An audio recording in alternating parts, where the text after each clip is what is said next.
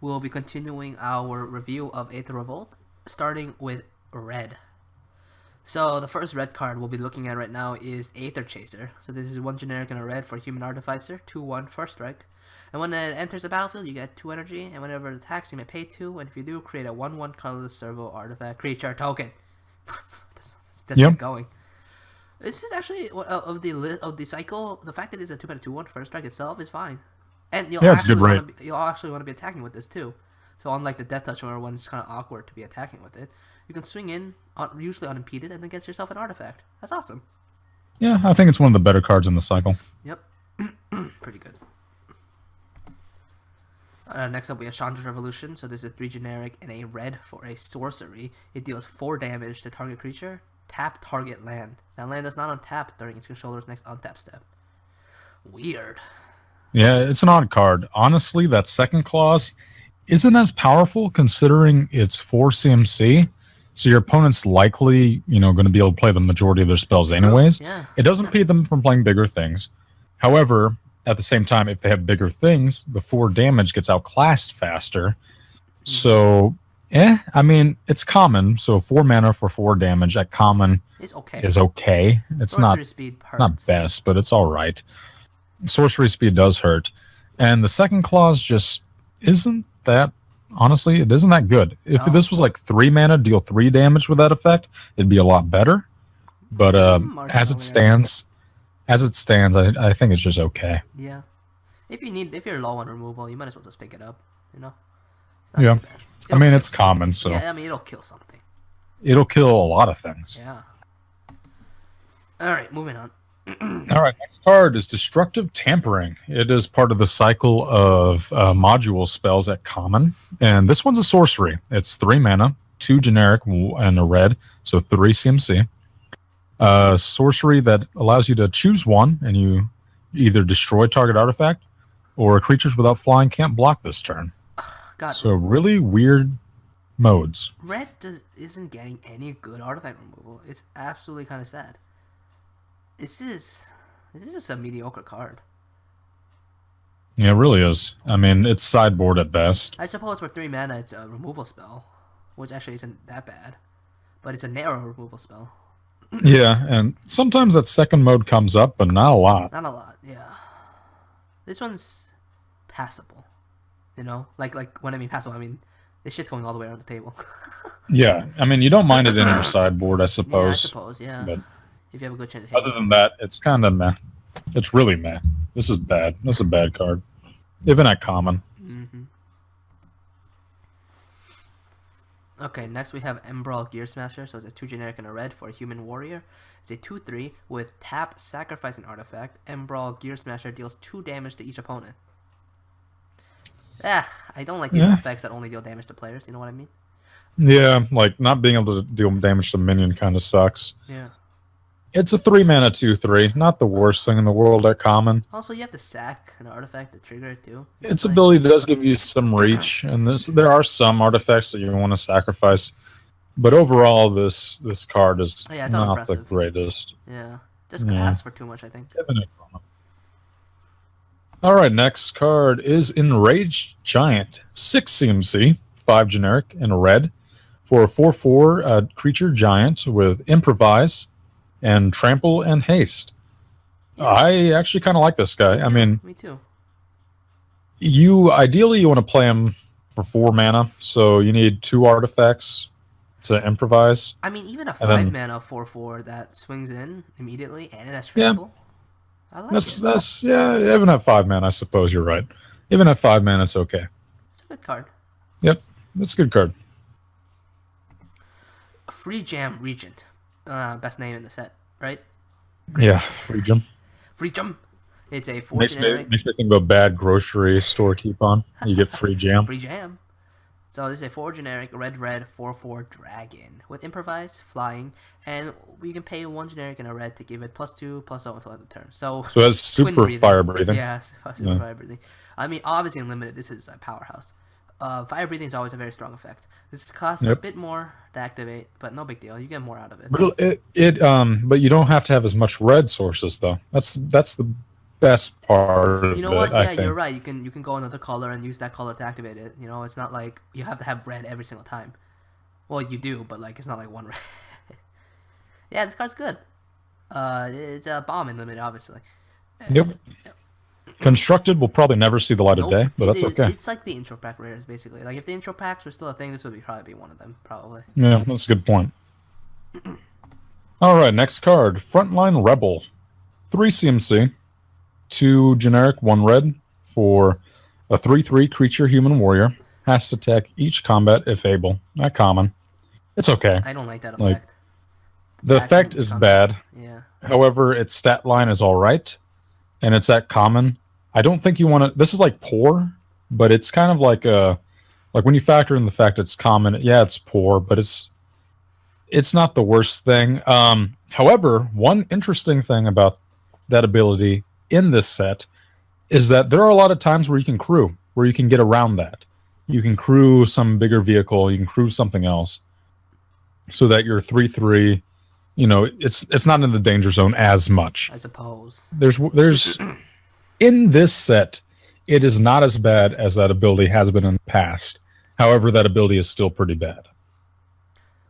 Ah, man, Juggernaut. I feel like if it's a Juggernaut effect, you need more stats to be. Yeah, you definitely need more stats, but the fact that it's a 3 mana 3/3, which if you're playing vehicles, you're going to need to crew stuff, is not the worst.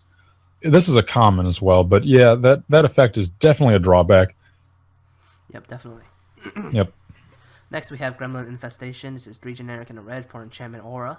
You can enchant an artifact, and at the beginning of your end step, a Gremlin Infestation deals 2 damage to enchanted artifact's controller. And then when enchanted artifact is put into a graveyard, create a 2/2 red Gremlin creature token. I'm not sold on this card. It costs too much mana. 4 mana is a lot, I suppose. I'm trying to imagine if a list would want this, because like I'm thinking, right? You put it on. It's also an enchant artifact here, which is awkward. You can't. It can be kind of tricky to get a target, potentially. I mean, ideally, this would have to be on another person's artifact for probably. I will be generous. I'll say 3 turns for it to be good. Yeah, Gremlin Infestation probably is too much cost for. Yeah, I mean, you got to play it. You can't play it till turn 4, and then you got to reasonably expect it to be on something for 3 turns. Because if it's only on there for like maybe 1 turn, and your opponent then destroys their own artifact, or they destroy this enchantment.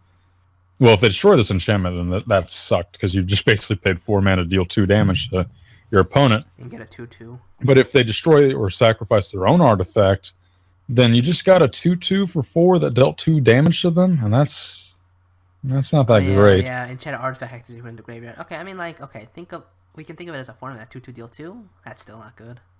Yeah, like even if like you convince your opponent to destroy their own artifact, Yeah. I think a lot of times they can just ignore this card. To be honest, Yeah, 2 damage each turn will end up counting eventually, but like it's not serious. However, if the format is very board congested, like if there are a lot of board stalls in this format, this card will actually be fairly decent, because it presents a good threat. Like 2 damage a turn does stack up pretty quick in a board stall, and there's very little your opponent can do to it other than either getting rid of their own artifact or having enchantment removal. Of course, like you said, there's a lot of bounce effects in this format, so they can just bounce their own artifact too. That'd be rough. 4 mana. Yeah, 4 yeah. mana deal This 2 this damage. this card's bad. Like even in a situation where it's really good, this card is still mediocre at I best. suppose. Yeah, I suppose it's not that good. Yeah. Yeah. I think you'd rather just have a good 4-drop that can put a clock on your Right. opponent itself. Yeah, you're right. Yeah. Okay, so next we have Hungry Flames. So this is a 2 generic and a red, or instant speed, deals 3 damage to target creature and 2 damage to target player. Now that's a burn spell. That's pretty good. Yeah, it's okay. Yeah. It is no Searing Blaze. No, but in limited this is perfectly fine. Yeah, in limited this is perfectly fine. 3 damage for 3 mana plus upside. That's a great rate, especially at uncommon. In constructed, I doubt this will see play. Although its effect is something that's desirable, like being able to both, like this is stuff burn decks want. Yeah. Is to be able to remove creatures plus still dealing damage to your opponent, still pressuring them. Yeah, you think maybe Thermal Alchemist decks or maybe even Boros vehicle list might want this?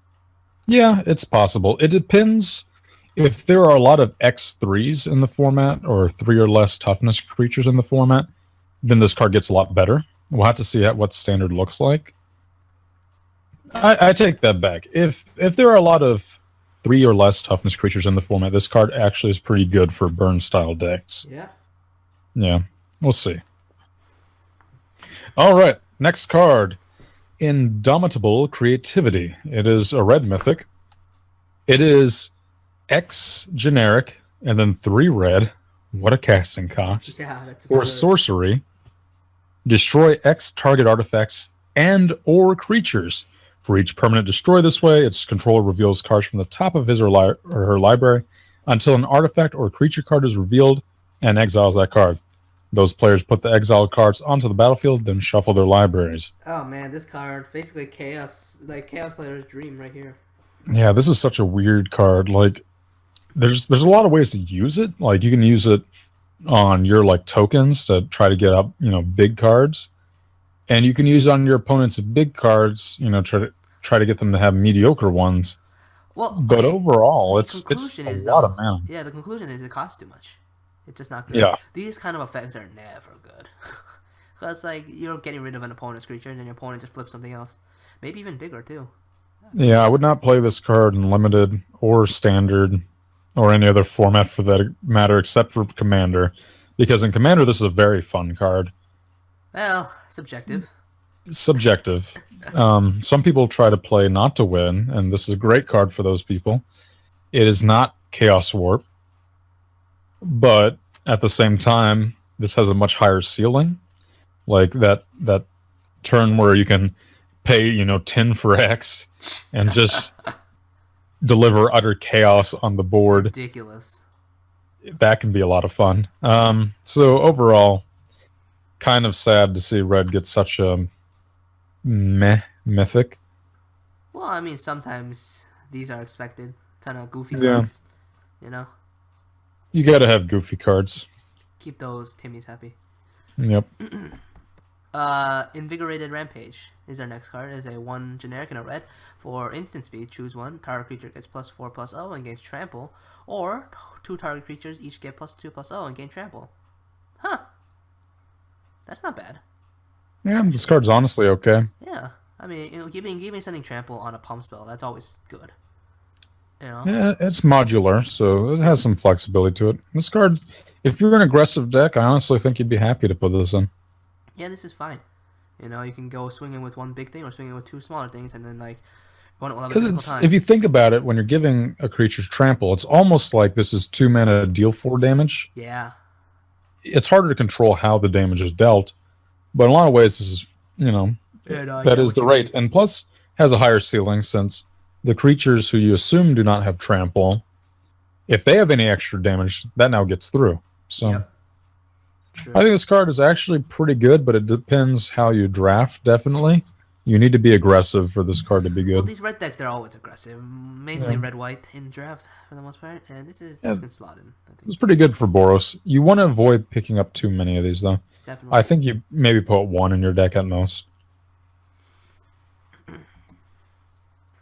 Okay, next we have Kari Zev, Skyship Raider. So she's a monkey. 1 generic and a red for a 1/3 legendary creature. Is a pirate. So with first strike and menace on a 1/3. That's funny keyword. And whenever she attacks, you create a legendary 2/1 red monkey creature that's tapped and attacking. Exile that token at the end of combat. The monkey is legendary. So even if you somehow manage to give this double strike or make additional combat turns, you're still only going to get 1 monkey per turn. Yep. Unless your opponent kills it and then whatever.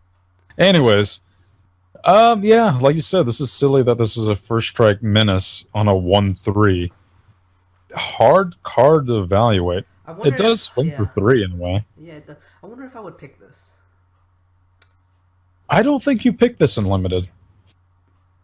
I'm not sure. I mean, if you have enough removal where they can't block her, she's pretty good, I think. And if you're against, if there's a lot of, if there's a lot of 1 toughness creatures in the format, she becomes really good.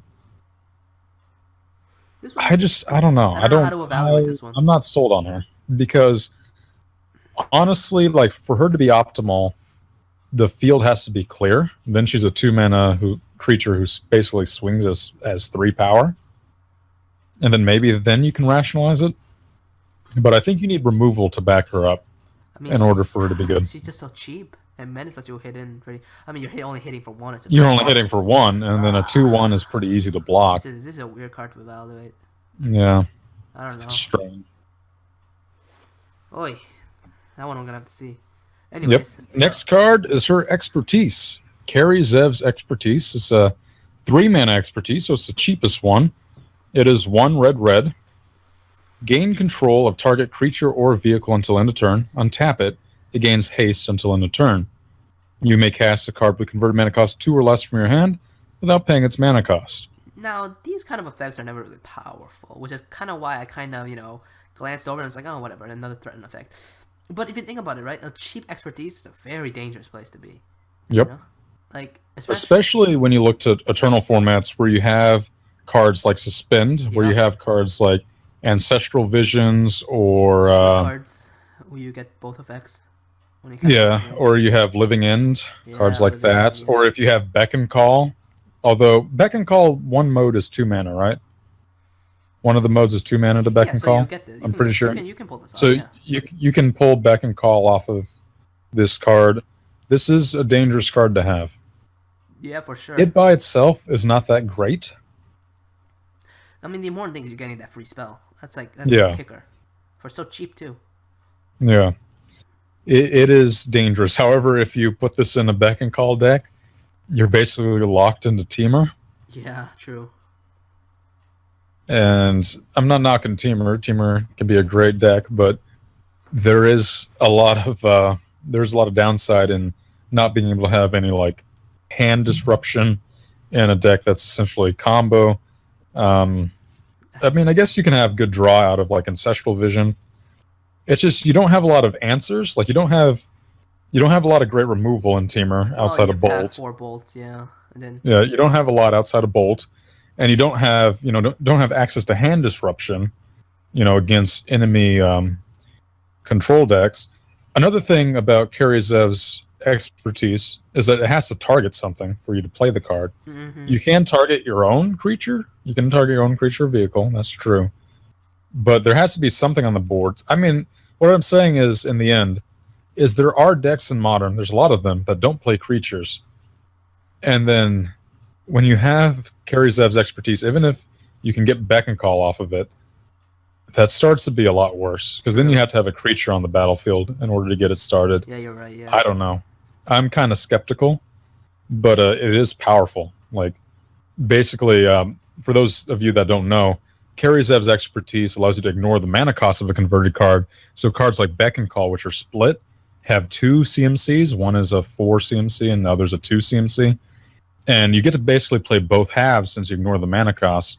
So Beckon Call lets you get not only the effects of Karyzev's expertise, but you get 4 1/1 flyers on the battlefield, and then you draw 4 cards. And for 3 mana, that's really powerful. Definitely. However, that's not live against every deck. And I think that's the main problem. But we'll see.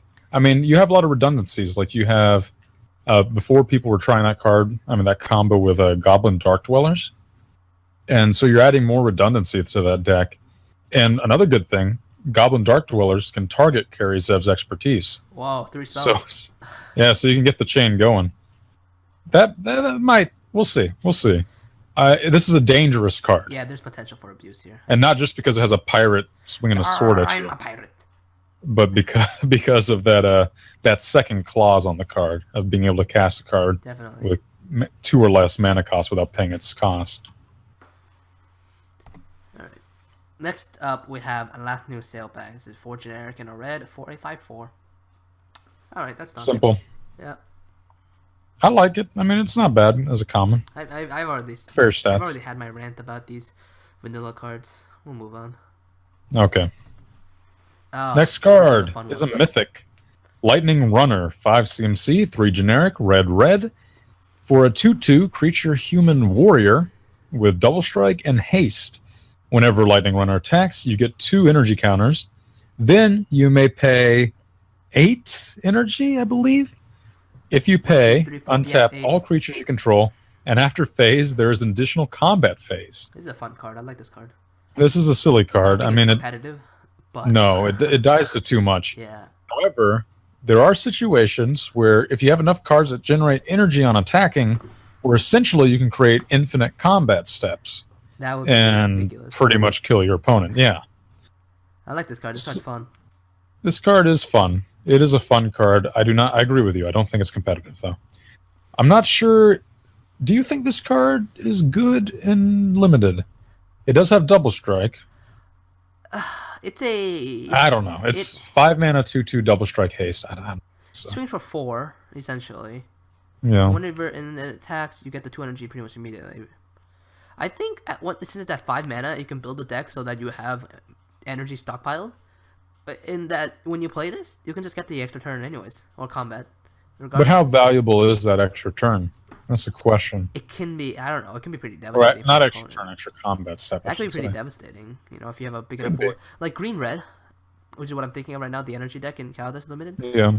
It can get some pretty big fatties out there. And a lot of them have trample. I will say, one thing I do like about this card, since you're not only incentivized to attack with it, it has double strike, which goes really well with combat tricks. Ooh, so yeah. Who knows? Personally, I think this card may be all right in sealed, but bad in draft. Very bad in draft. Well, it's got haste. That's what really makes it not that bad, honestly. You can get some value out of it. Yeah, I don't know. There's too many things that can survive that initial 2 damage from the first strike part of the double strike, and then have enough damage to get through.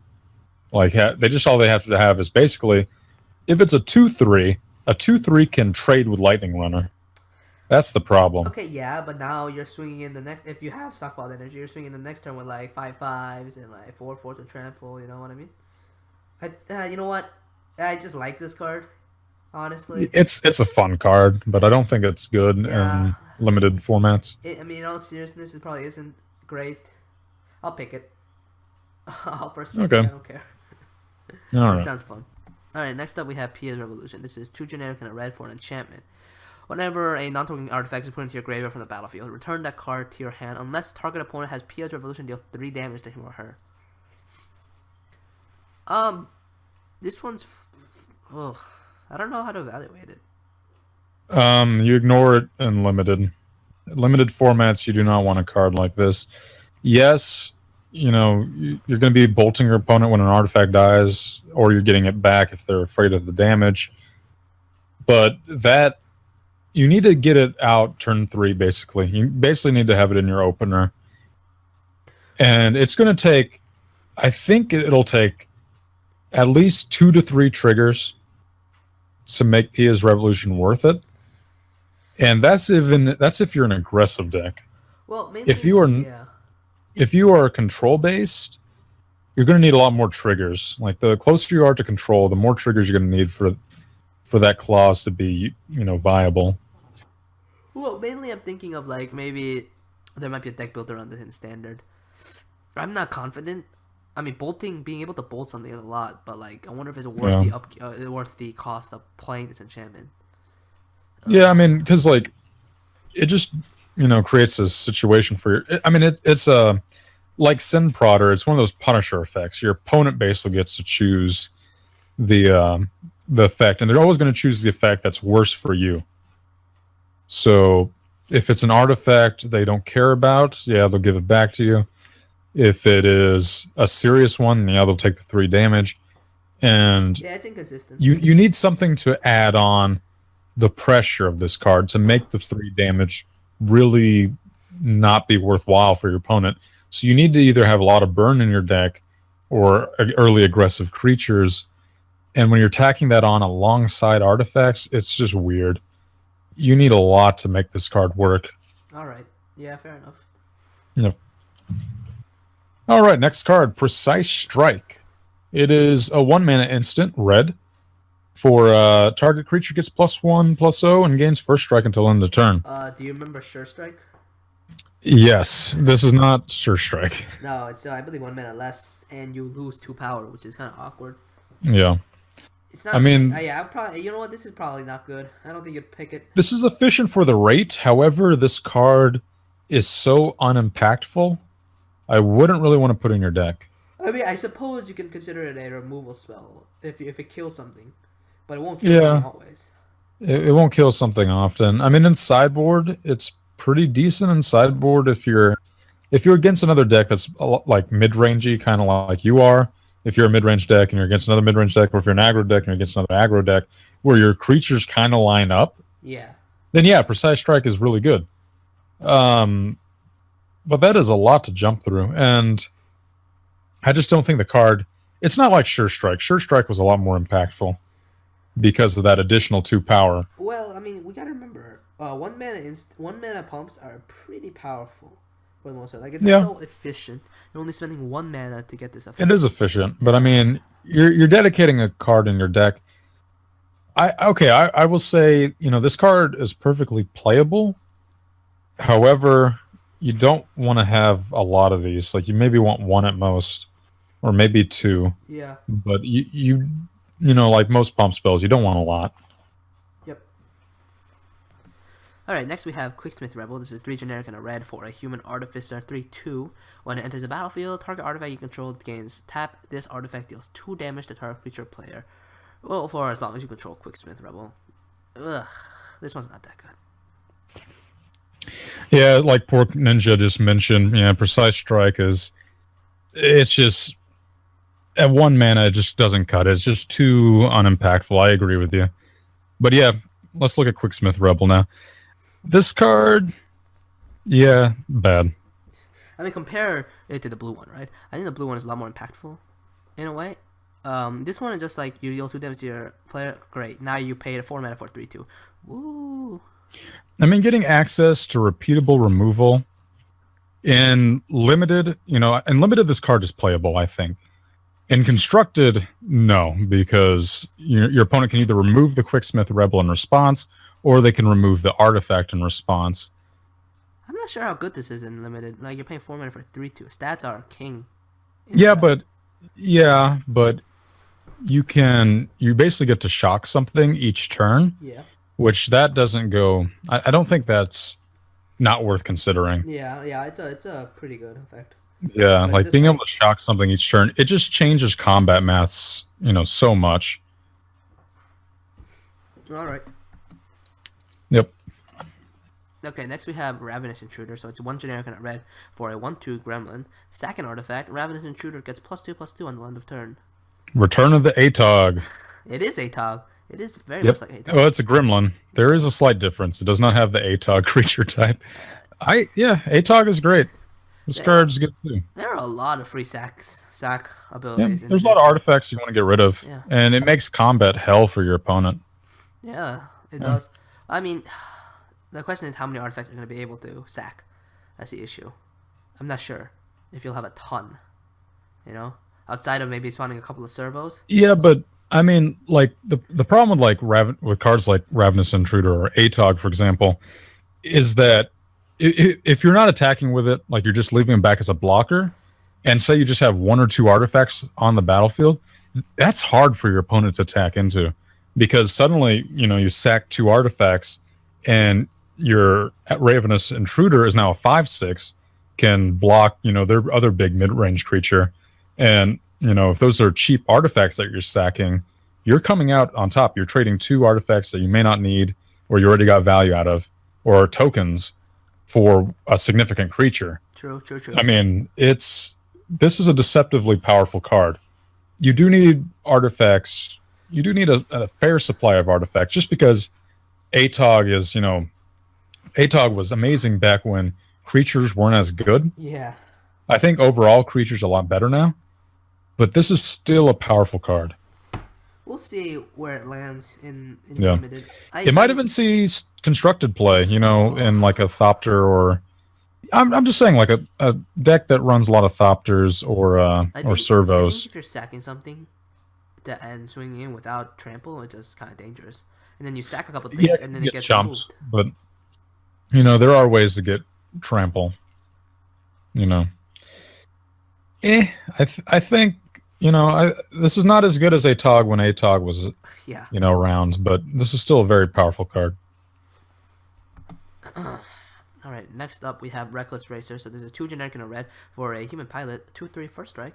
Whenever Reckless Racer becomes tapped, you may discard a card. If you do, draw a card. All right, Rummaging. Whenever it becomes tapped, I suppose that's not awful.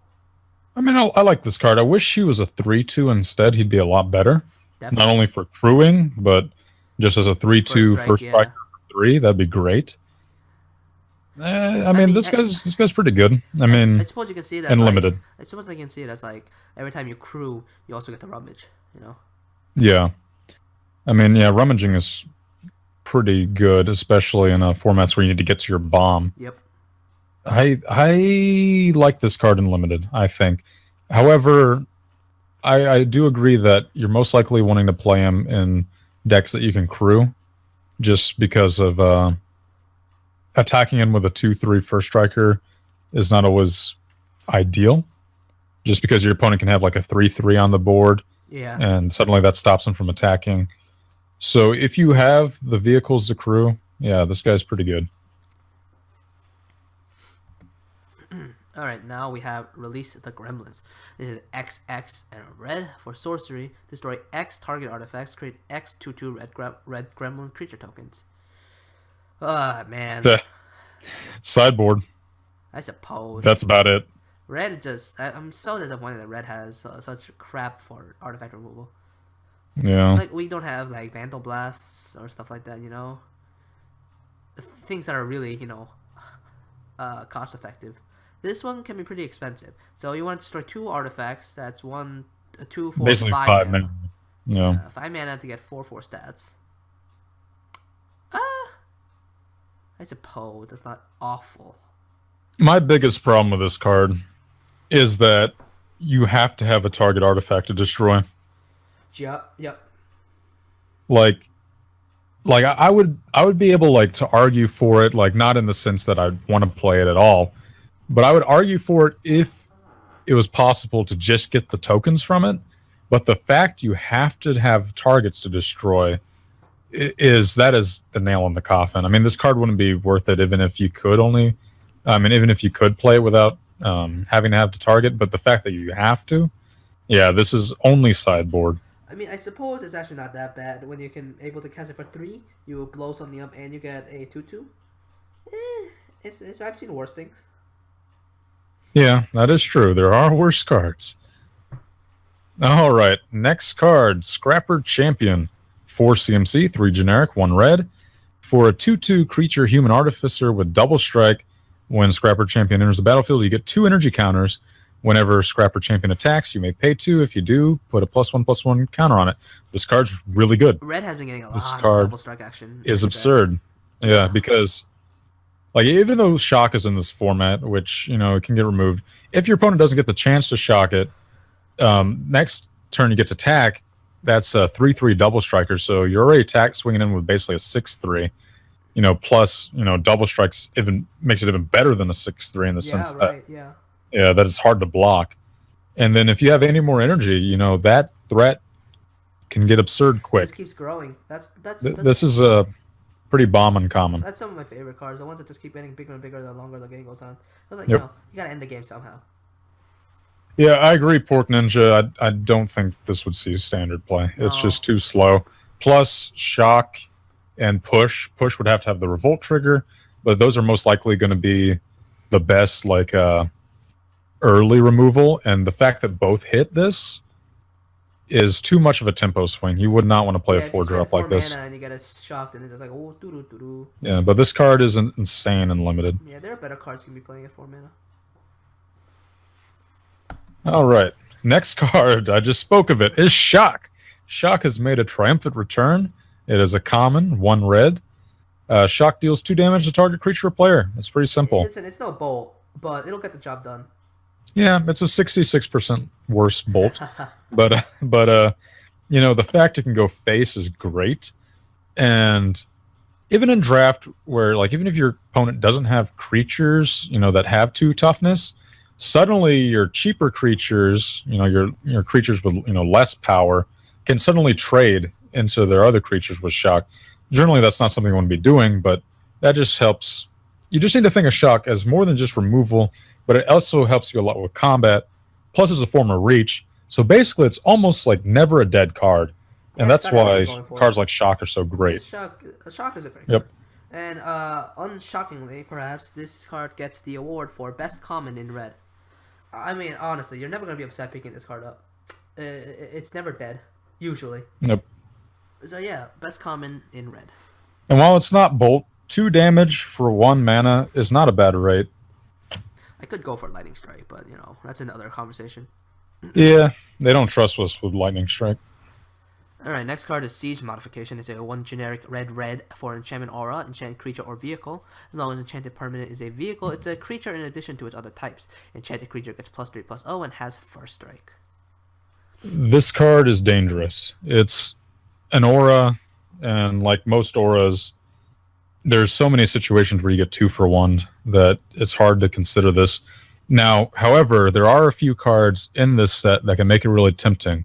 There's a 1 mana 7/11 creature, Yeah. well, vehicle creature, I should say, that once you siege modification that 1 mana card, suddenly you have a 10/11 first striker, and that's pretty scary because you can have that up as early as turn 3. I mean, having to crew vehicle has been I never liked that because I have to tap down another creature and then I get a swing. So I effectively use 2 creatures to only deal damage to 1 creature. Albeit the vehicles have better stats than normal.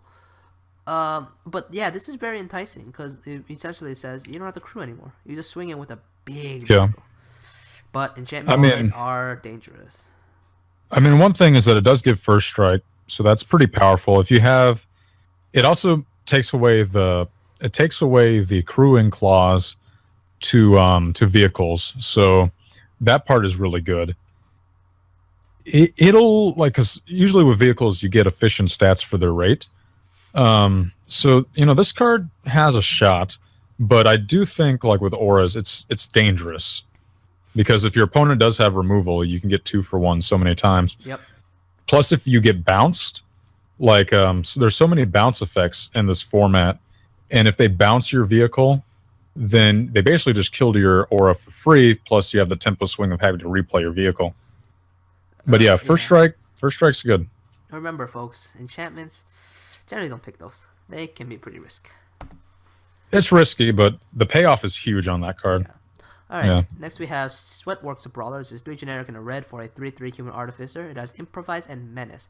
Okay, I'm gonna be honest. I would pay 4 mana for 3/3 menace. I would. That's fine.